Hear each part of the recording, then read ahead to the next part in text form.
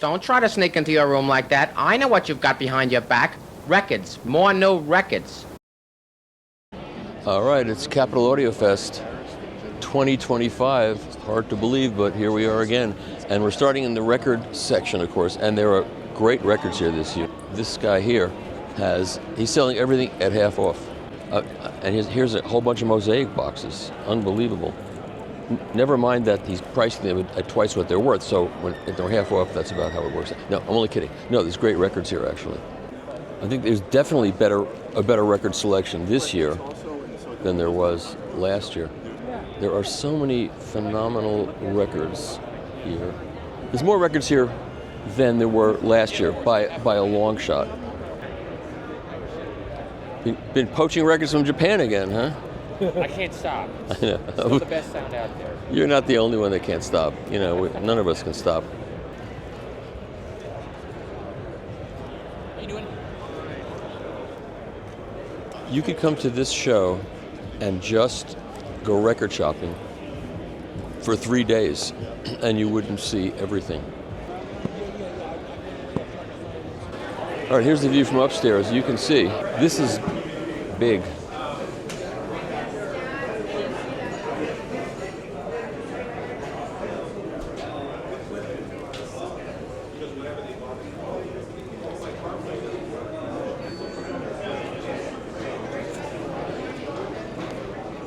I keep seeing these people on LinkedIn saying, two-channel audio is dead and they're not sitting in one space and listening to music. That's going away now. People are listening with headphones. Well, they are doing that too.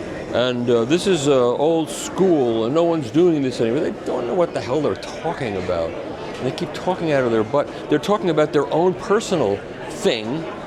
But this is what's going on. It's funny. I said something about this company. It's a Scandinavian company that makes loudspeakers, so-and-so audio. It's really. I just think it's not a good idea to have a company name that's a logo that you can't pronounce. What do you call that company? You call it something audio? What do you call it? You guys are supposed to be 70s? 70s, baby. I don't know. You want some candy cigarettes? All right, so we're in the Command AV room. Is that what we're going to call it? We Command Performance AV room. And you're got 3 rooms here today. You're celebrating the 70s. Celebrating the 70s. Not so much in this room, but the spirit of the 70s. This is the affordable room, right? We actually have an even more affordable room on the 8th floor. Oh, okay, I'll get there too. All right, so but no analog. So that's okay. So you have the Spire. We have the new J. Sikora Spire. This is the U.S. show premiere for that, and the Itis Malachite cartridge. Malachite. Malachite. Not Malachite. You didn't name it after the kid. No, it's one of the last tracks. Yeah. Okay. It's the carbon. So this is a carbon fiber tone. Yes, this is brand new, but there's a lot of trickle down even from the reference on this. Besides the change of materials, this is exactly the same as the Kevlar 9-inch tone arm. Okay. The bearing on this turntable is the same as that's on the reference, so we trickle down as much as possible. And the power. The power is internal here. Is it the power supply is here, but the motor is inside. Right. Okay. And this is 10.6. 10.6. How did I know that? Good guess. Okay. Do you play those shows on TV? Yes, and then we have... Then we have here a Doshi stack of electronics. We got his Evo phono stage.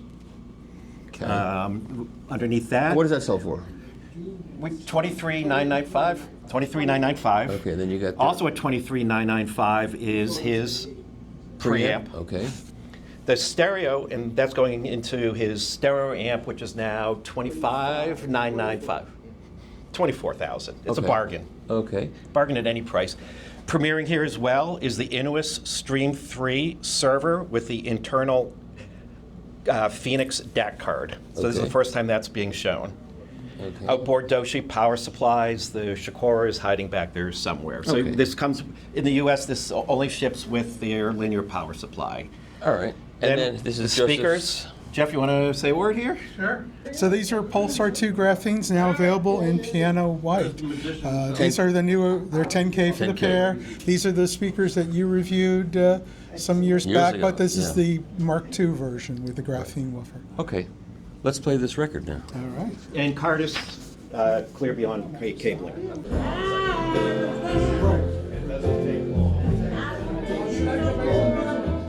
What's that? very familiar with them. I have electrostatics. So how much does this arm cost? How much does the tone arm cost? The tone arm is, in this configuration, 6,900. 6,900. Yeah.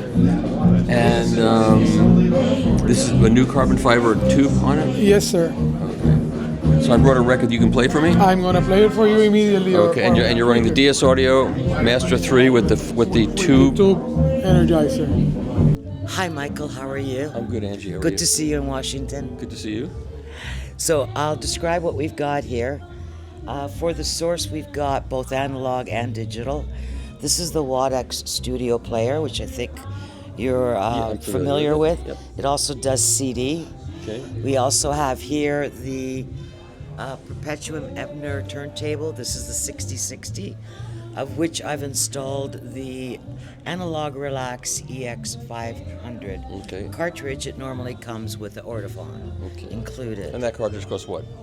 That cartridge is approximately $5,500. Okay. So it's the mid one. They have just launched a new one called the EX700, which I just got the day before the show, which is why it's not hooked up. And that one's going to be somewhere around the $7,000 mark. Okay. We're using here the Esoteric preamplifier, Phasemation Thuono stage, something I'm accustomed to using, as well with, of course, HRS racks. Right.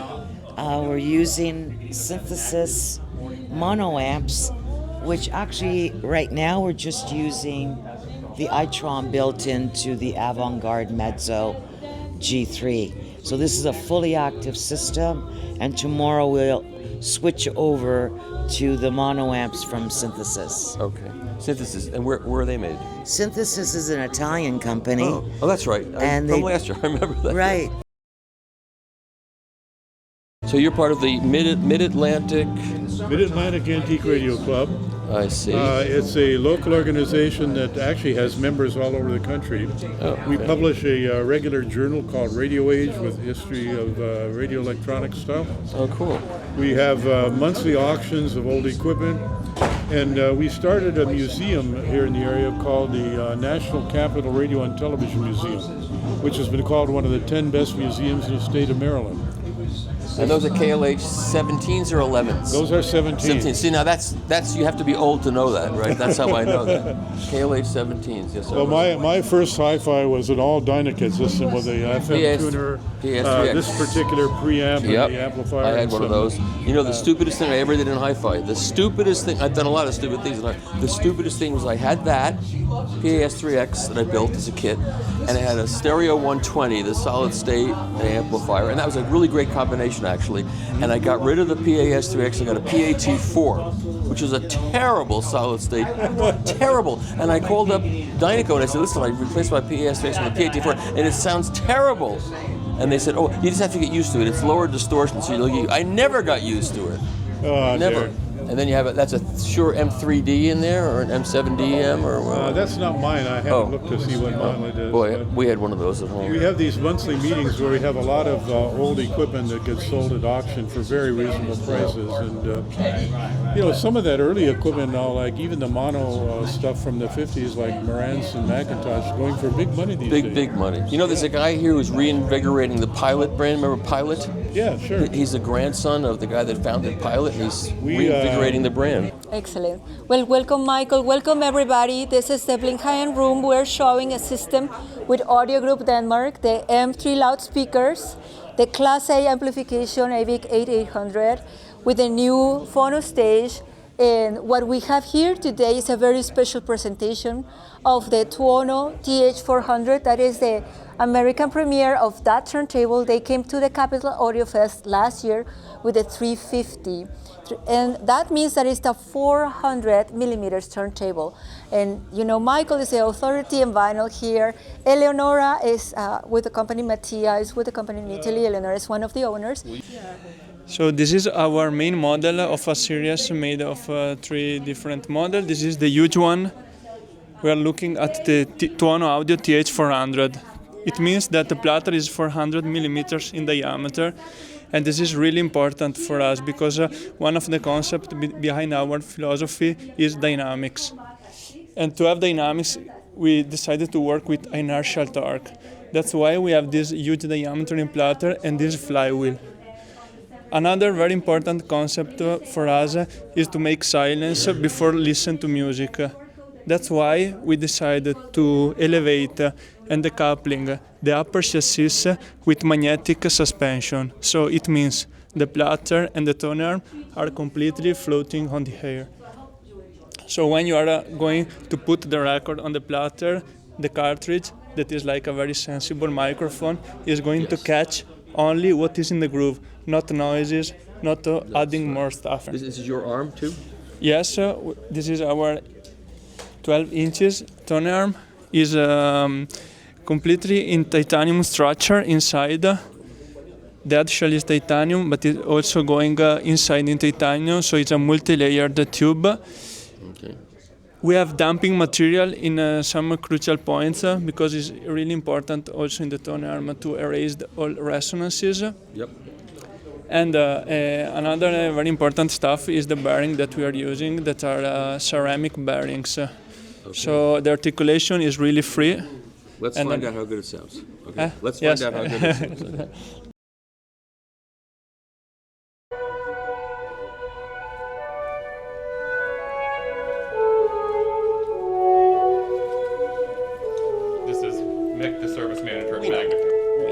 Know him well. Okay, wait one second. Let me just finish shooting a little bit. We know this well.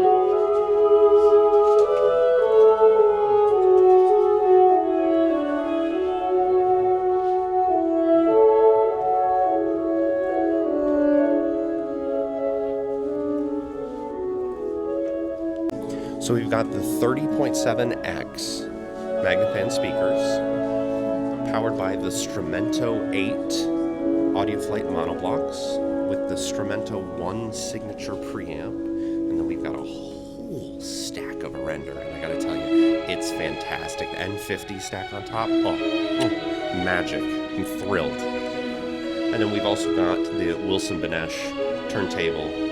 And of course. And yeah. What phono for you? Use the AudioFlight. What's the AudioFlight, the flight phono? It's a flight phono driving a Strumento #1 preamplifier. I got that. The flight phono, yep. Okay, you play a record for me?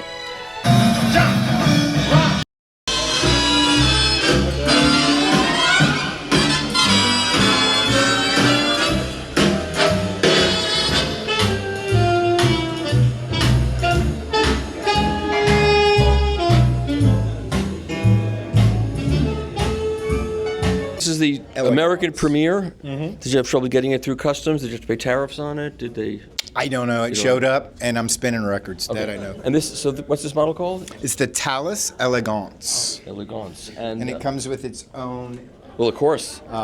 Simplicity 2 tone arm, but it matches the accents of the gold. That's what kind of makes it special for this.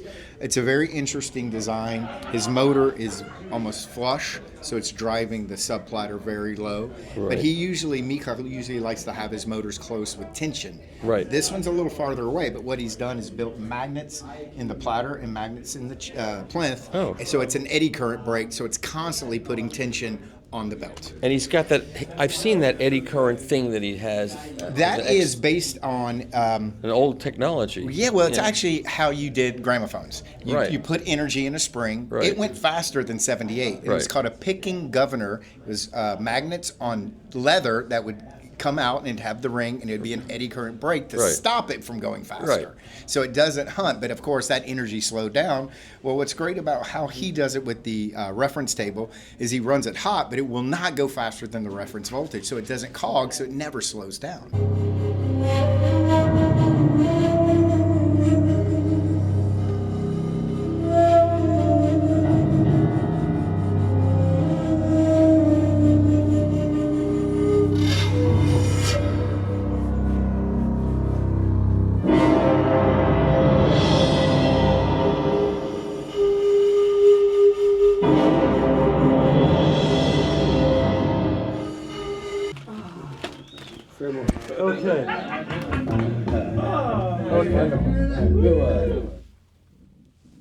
That was digital. I apologize for insulting our senses with digital. It's okay. I like digital too.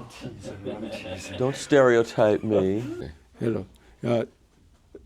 This cramping, back to home is non-cramping of the cramping.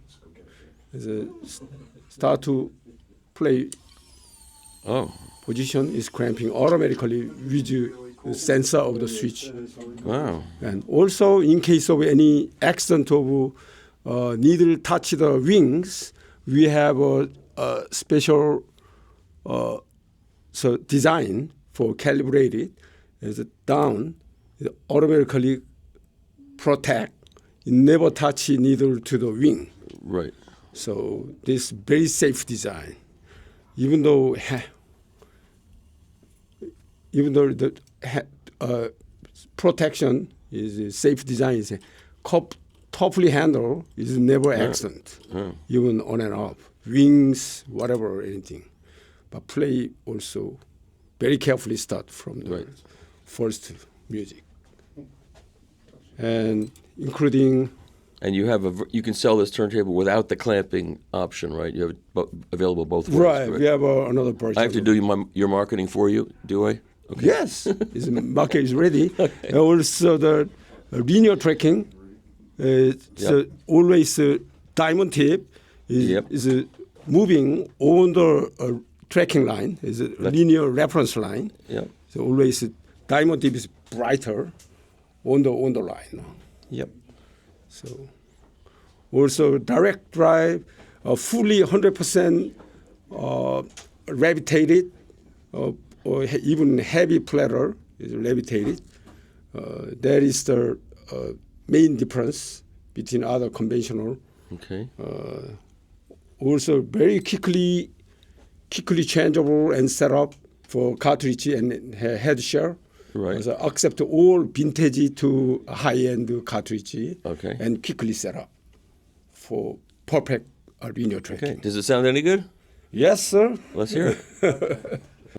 Any type of music, classical, jazz?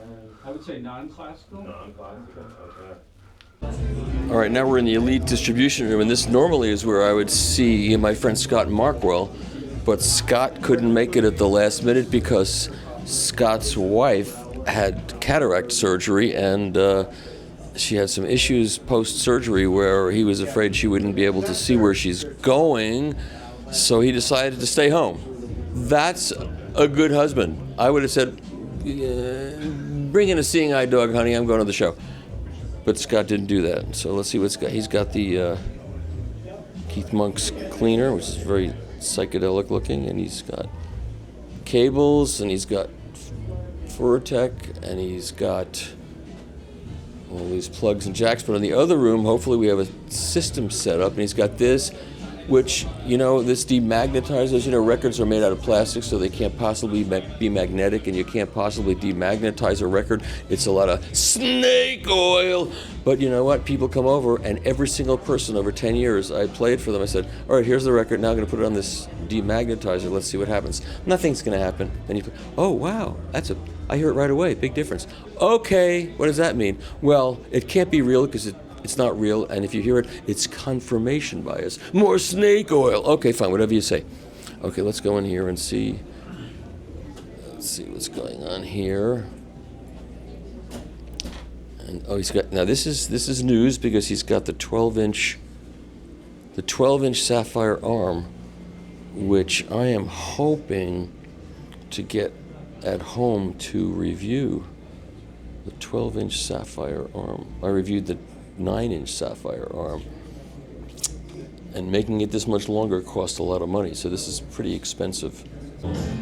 Okay, so Robin White, we go back a long time. Hello, Michael. It's good to see you.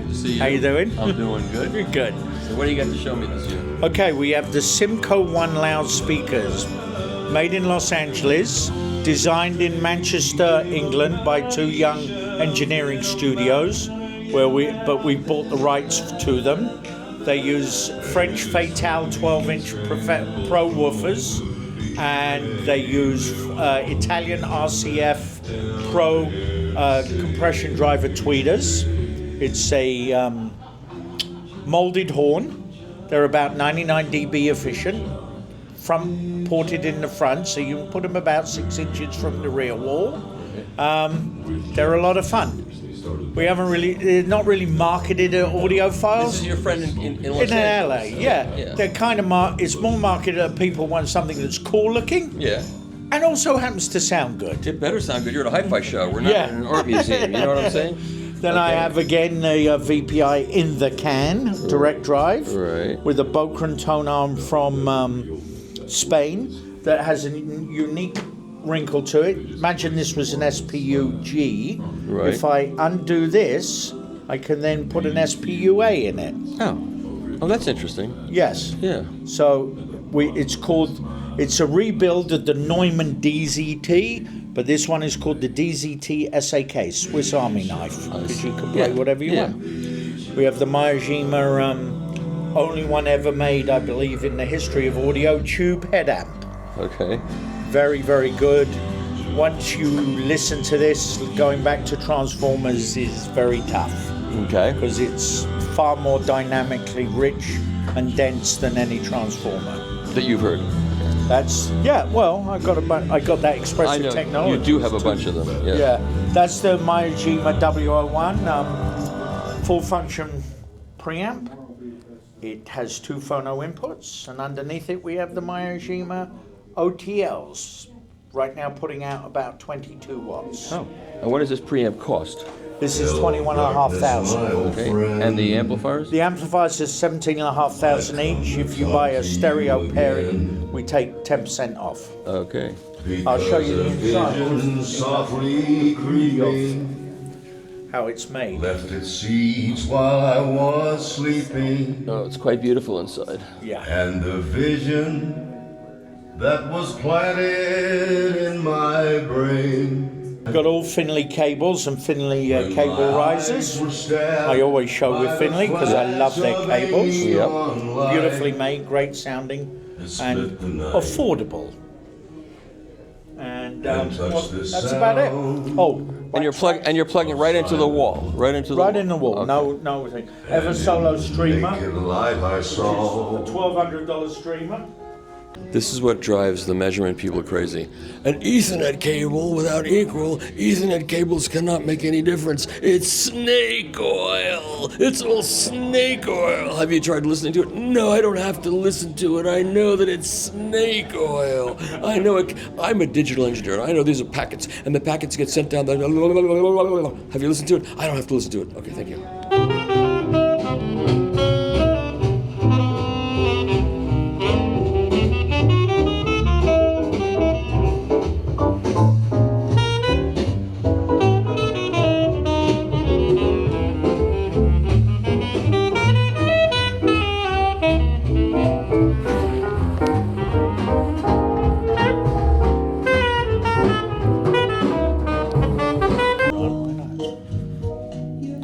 So this is a new turntable, a new turntable, Honeywell yep. turntable, and it's a new Honeywell cartridge that has an internal impedance of 0.7 0.07 Get ohms. close to zero. Is there 1 turn of wire or less than 1 turn of wire? I think it's 2 actually. And so it tracks at how light? 3/4 of a gram? Yeah, this is tracking at 3/4, but Kubo said 0.65 is what he tracks it at. Yeah. And it's using electromagnetic damping, so the high current, because of low impedance, is the electrical damping, and then it's fluid damped back here, which, yep.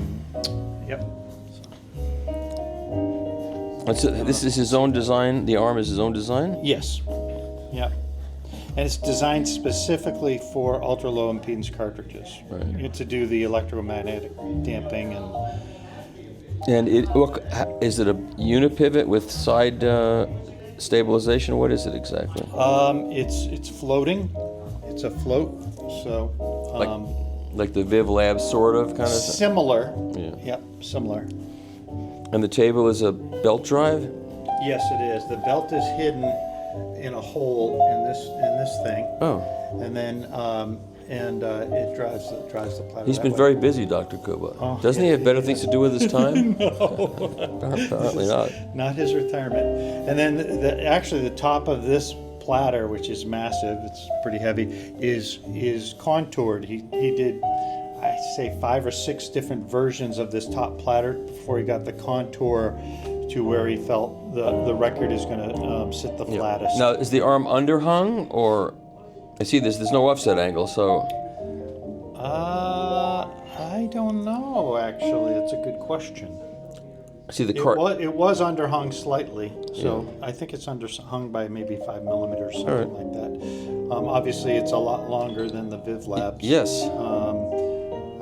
To minimize I'll show you here. So this is floating. You can see right here. Yep. It's floating in basically in all directions.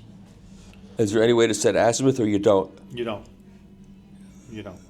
Okay. I'll still measure the crosstalk and see what we got. Yeah. And so if the crosstalk is off by somewhat, there's no way of adjusting it? That's a good question. I'll ask Dr. Kubo. Yeah. In other words, can you some way to tilt? Well, you mean this way? Yeah. Yeah, right here, actually.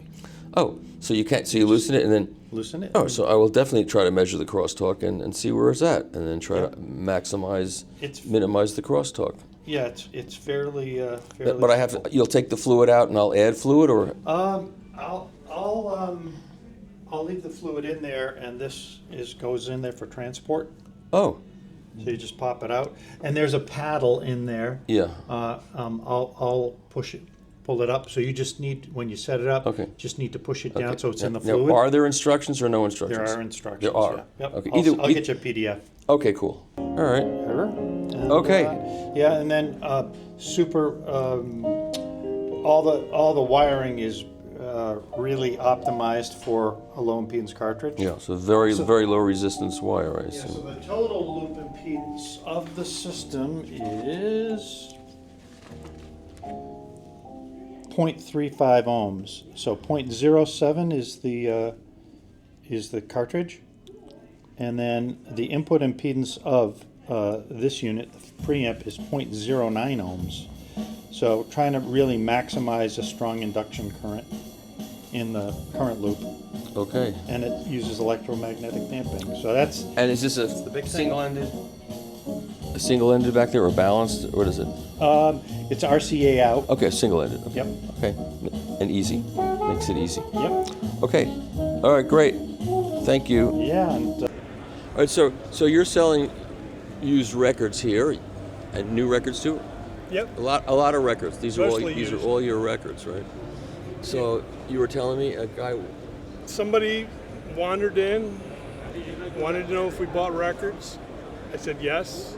He brought me one record, and I feel like this is a first pressing of John Coltrane's Blue Train with the original greenish hue, and it is mixed labels, so it says New York 23 on one side, no 23 on the other side, which indicates that it was probably pressed early 58 and not late 57. And but there's no incorporation mentioned, so Blue Note, they weren't even incorporated yet. And it just wandered in off the street. And you gave him $1.98? I gave him many $1.98. Yeah, you tell me what you gave him. I think that's fair for a risk. Yeah. Yeah. And the guy's homeless and sleeping on the street, so you had to take pity on him. Well, he was so, yeah. I think everybody did well in that trade. Yes.